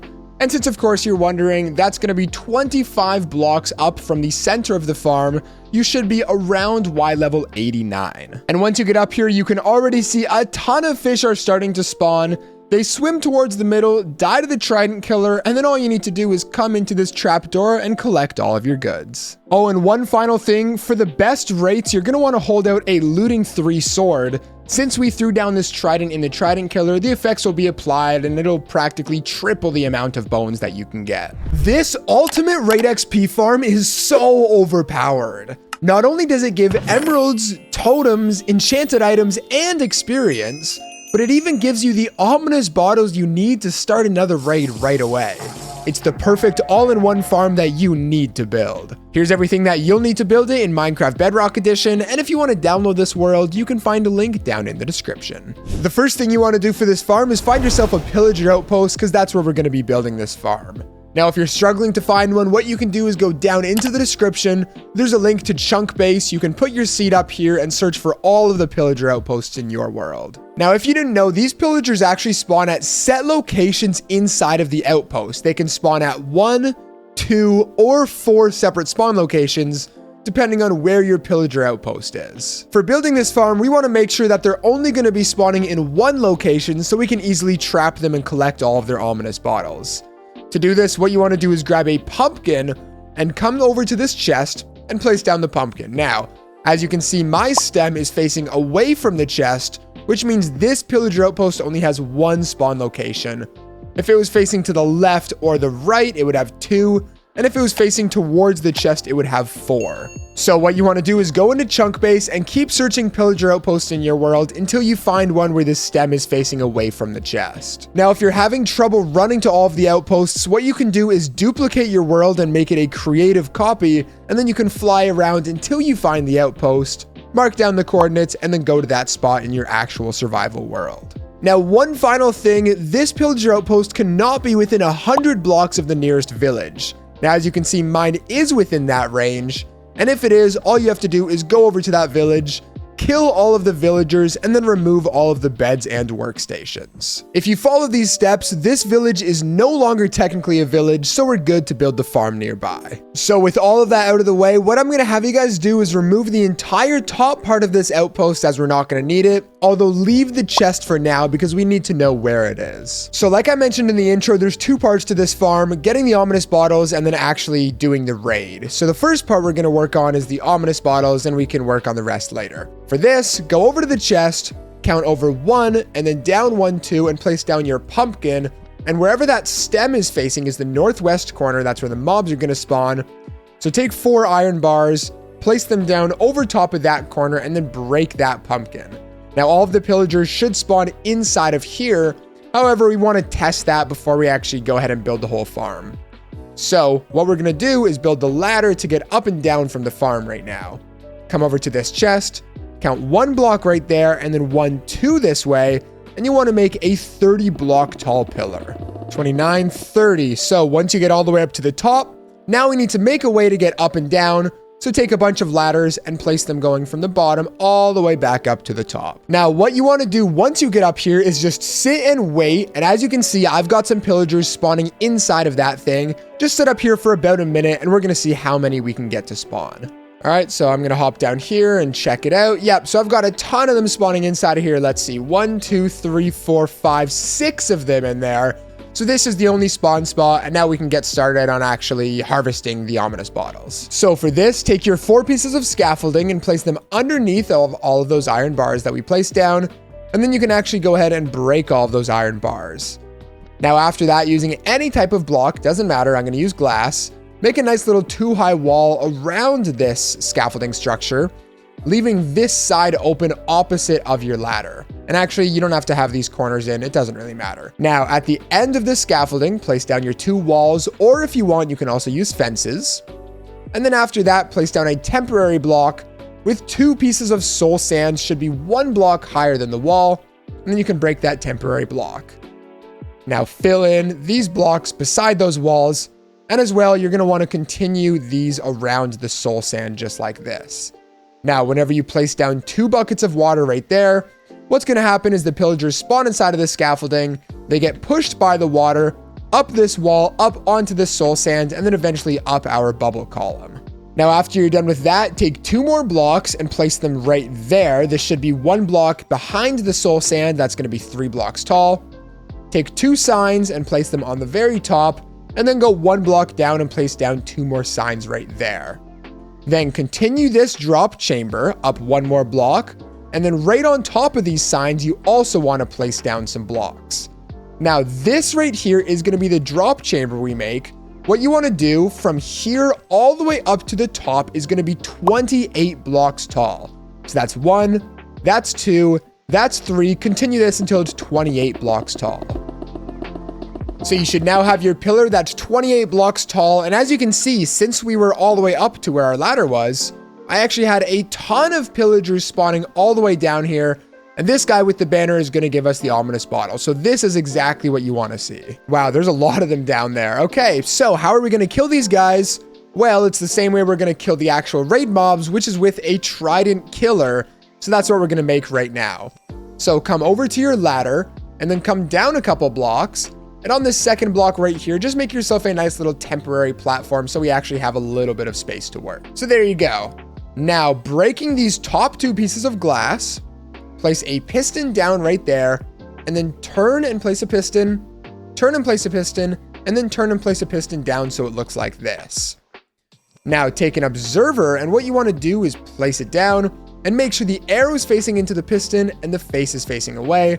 And then repeat that for all 4 of the sides. There we go. And then after that, take a redstone torch and place it on the side of the piston. And after you're done placing all 4 of those down, this should now be going in a loop. And there you go. There's your trident killer.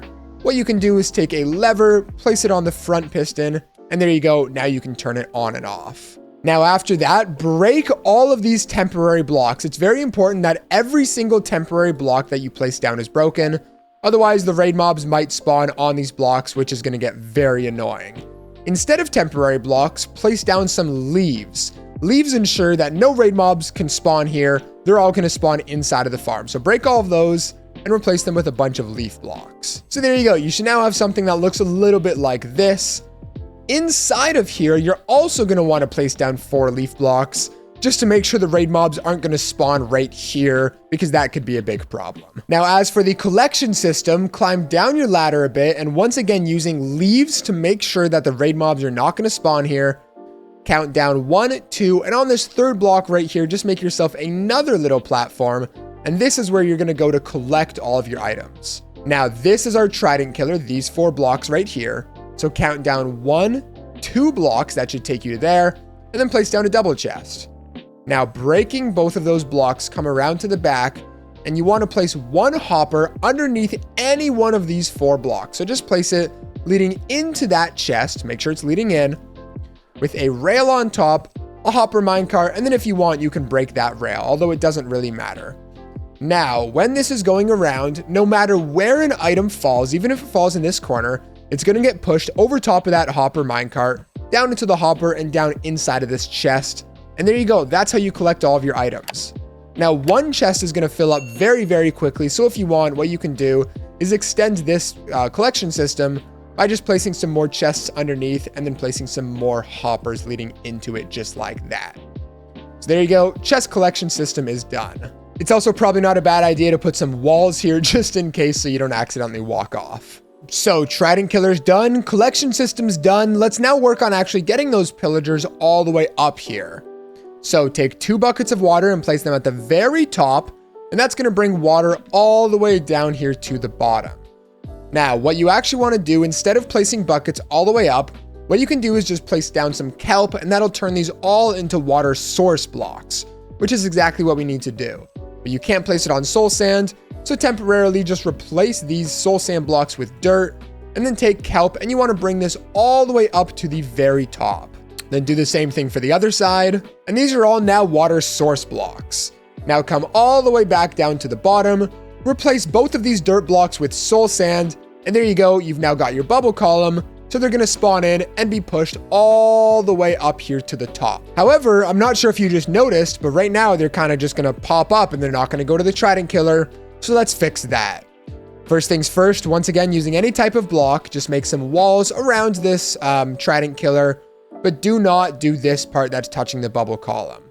What you want to do instead of placing blocks right there is actually extend this all the way around so you include the bubble column, and then bring this up 1 more set of blocks so it's 2 blocks tall. Now place down a temporary block on top of either one of these things, and then take 2 fence gates and place them right there, and then open them up. Then take 4 buckets of water, place 2 down right there, and 2 down right there. This is now going to push them all the way up here, over, and then they're going to fall down into the trident killer. And to make sure they don't just pop out, you can actually go ahead and just place a roof over top. So there you go. This whole part is done. The ominous guys, the pillagers, are going to come all the way up here, be pushed into the trident killer, die to the trident killer, and the bottles will go into this chest. So with all of that, it's now time to work on the actual raid portion of the farm. Now, since we want the raid mobs to fall into the same trident killer, this is where we're going to build the drop chamber for them. So start by breaking those 4 blocks over top of it, and then you want to extend this drop chamber another 8 blocks, so it's a total of 10 blocks tall. After you're done building that, all the way up here at the top, going away from the ladder, so over here to this side, break those 2 blocks, and then place down 4 solid blocks. This drop chamber can be made out of anything, but make sure that these are solid blocks. And then to either one of these 2 sides, doesn't matter which one, place down a 5th block, and then extend this out 1, 2, 3, 4, and fill it in, so now you should have a 5x5 square. After you're done with that, this is where the raid mobs are going to spawn, and so we need to make some walls around this to make sure they don't just fall off and they actually make it down into the trident killer. So for this, place down a temporary block with 1 block on top.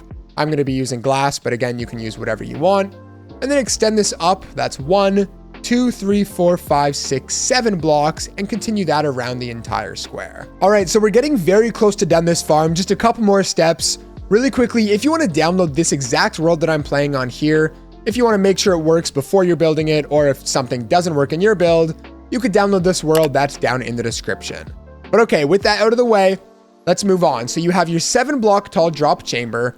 Coming over to where the trident killer is, you want to make sure that those 4 blocks are exposed so they can actually fall down the chamber, and then just extend this a little bit to make sure they're not going to be able to escape. So there you go. You should now have your 5x5 square with walls, and they're all going to get pushed down into this area. Now, right on top of this, so this layer of blocks, place down 2 signs right there, 1 sign to the left and 1 sign to the right. Now shift and place down a sign on either one of these 2 blocks. And then once again, shift and place down 2 more signs on the edge of this one. So you should now have an orientation of signs like that. Then place down a bucket of lava right there, and this should all be contained, and this is going to kill the Ravagers while all of the other mobs go down inside of there. So there you go, this whole part is done. The only problem though is raid mobs are very annoying. They're not going to spawn down there. They're going to find a way to spawn literally anywhere else. And the only way that we can prevent that is by placing down a bunch of leaves. So all on the top here, every single one of these blocks, make sure there's a leaf block up here. So now from bottom to top, this drop chamber should be 8 blocks tall. Then coming over top of this lava, at this very top block here before the leaf, place down 2 more blocks and then 2 more leaves on top of that. And then also coming down here to the front, you want to place down a bunch of leaf blocks over top of this. Now, if you want to make sure, just come around, there should be no exposed blocks without a leaf on top. For example, if you come down here, there's a bunch of blocks down here. So I'm going to also have to take some leaves and place them just like that. Is there anything else? Yes, there's 1 block over here with the ladder. So I'm just going to break those and place a leaf block on top. So there you go. All of the raid mobs should now be spawning inside of the farm, which is why one of the final steps is taking 2 buckets of water, placing them in both of these corners. And we forgot. Place down 2 signs right there. Oh, not right there. Right there. So now all the raid mobs are going to spawn inside of this water and get pushed all the way down this drop chamber and into that trident killer. All of the Ravagers are going to die to the lava. And there you go. You can collect all of the drops in this chest down here. With all of this built now, the final step that we have to do is building the area for the villager so we can actually make a raid. Now, it doesn't matter which side you go on. I'm just going to go on the back. Coming anywhere on this wall, just make sure you're not too high up. So on the bottom half of it, place down 2 blocks with a bed on top of it, and then break those 2 blocks and replace them with leaf blocks again so raid mobs don't spawn down here. Then place 2 more leaf blocks like that, 4 on the side, and then 4 on that side. However, break any one of these bottom ones and replace it with any type of workstation. Doesn't matter which workstation this is. And then place a torch on the front. Then place down 4 more leaf blocks like this.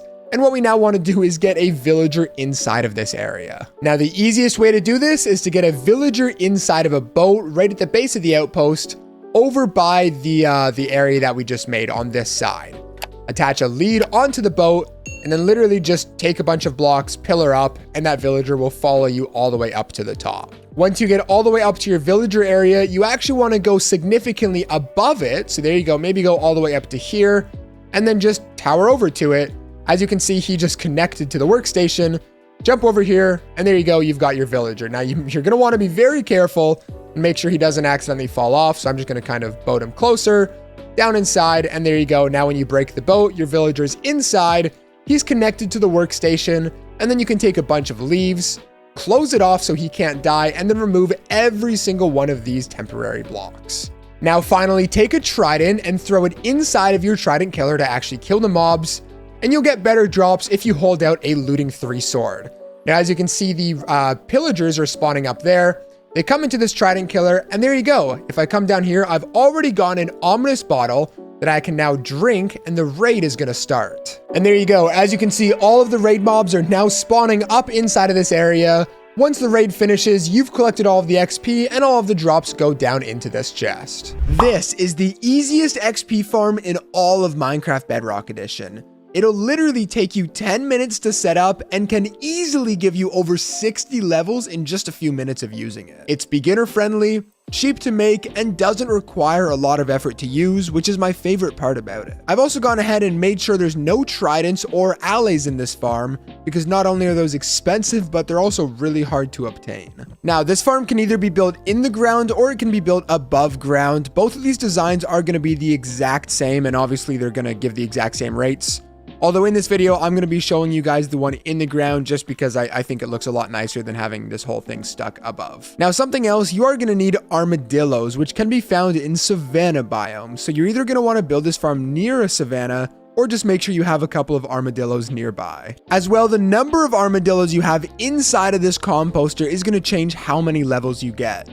So with one armadillo in there, you're going to get upwards of 40 levels in about 3 minutes or 1 potion. With 2 armadillos inside, you're going to get about 46 levels, so a little bit better.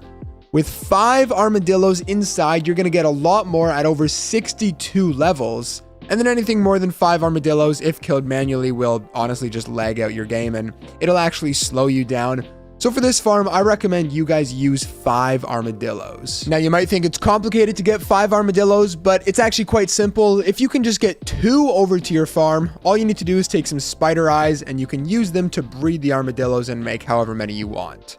Now, one final thing I'm going to say is at the end of the video, I'm not only going to show you guys how to craft the infestation potion, but I'm also going to show you how to take this manual farm and turn it fully automatic. Now, the fully automatic one is harder to make and more expensive, but it's also automatic, obviously, and it can produce much higher rates. Now, with all of that out of the way, here's everything that you're going to need to build this farm, and if you want to download this world, you can find a link down in the description. Now, the first thing you're going to want to do is find any area and dig down 1, 2, 3 blocks, placing a piece of sand at the bottom, and then we need to place a cactus on top of here, but we can't because these blocks are in the way. So go ahead and destroy all of those blocks, and we can now place down our cactus and then the composter on top of that. Now it's very simple. All you want to do is place 3 blocks to the sides like that, followed by 2 more blocks right there, and then a fence on top of that block right there. And then go ahead and take a bucket of water and place it there. And there you go. Your farm is pretty much done.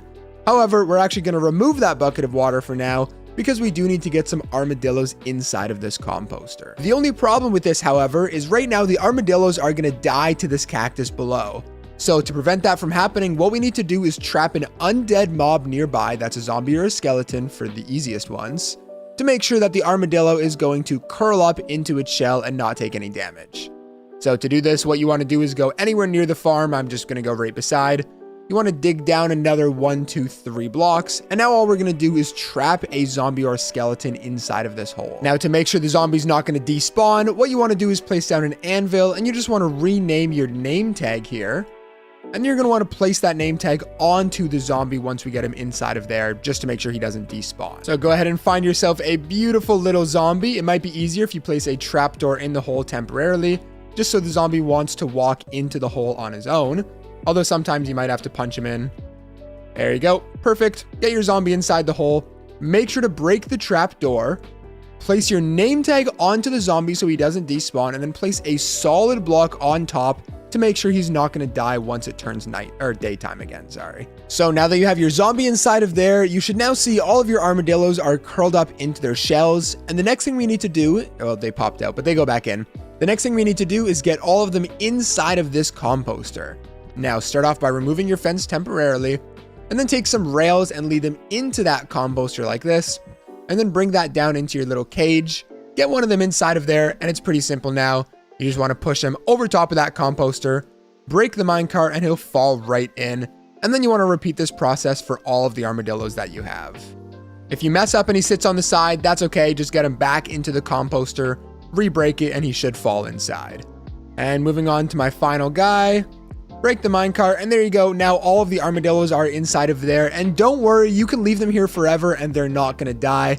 However, if the sound of them dying bothers you, you can just go underneath and break the cactus while you're not using it. And one more thing, these armadillos aren't going to despawn either because earlier we bred them with the spider eyes. If you didn't breed them, they might despawn, so make sure you just give them a spider eye before you get them inside of here.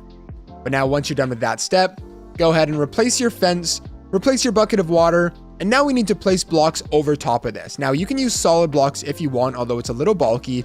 What I like to do is place slabs right over top, and that works. If you want, you can also use something like trap doors placed over top. That's also going to work. Or you can also place something like glass. Really, any block on top of here is going to be fine. But for my case, I'm going to use slabs just because it is the smallest and the most compact. But there you go. Very simple. Now all you need to do is take your potion of infestation, which I'll show you how to craft in a second. Chuck it down inside of there, and a bunch of silverfish are now going to come flooding out. All you need to do is slap them with your sword, and all of the XP is going to come flooding out of this farm. And like I mentioned, with one potion, you can very easily get upwards of 60 levels, even with just 5 armadillos. It is a very, very good farm. Also, be careful. If you walk too close, you are going to get hit by the silverfish. I'm now going to show you guys how to make the potion of infestation, so obviously you can actually use the farm, which as you can see here is quite cheap. So the first thing you want to do is grab all of your water buckets, place them inside of your brewing stand with a piece of blaze powder, and then first thing you want to grab is a nether wart to turn it into an awkward potion.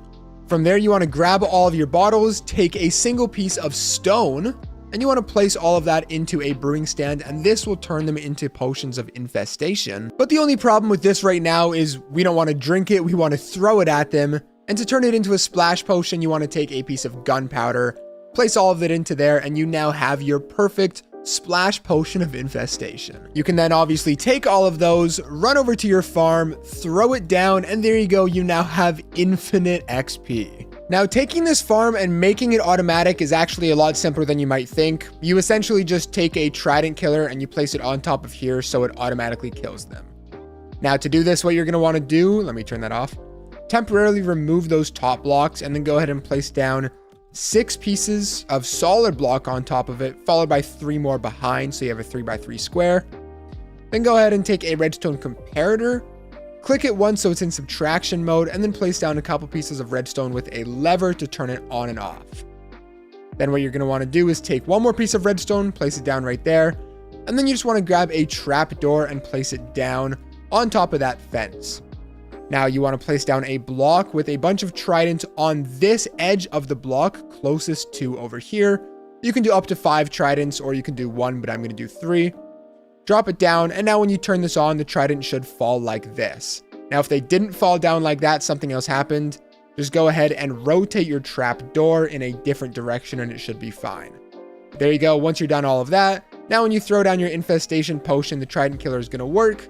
It's going to automatically kill the silverfish, and all of the XP is going to come flooding out without you having to do anything. So there you go. In my opinion, the 10 best farms in Minecraft Bedrock Edition. Let me know down in the comments what farms you guys decided to build, because I'm honestly curious which ones are your favorite.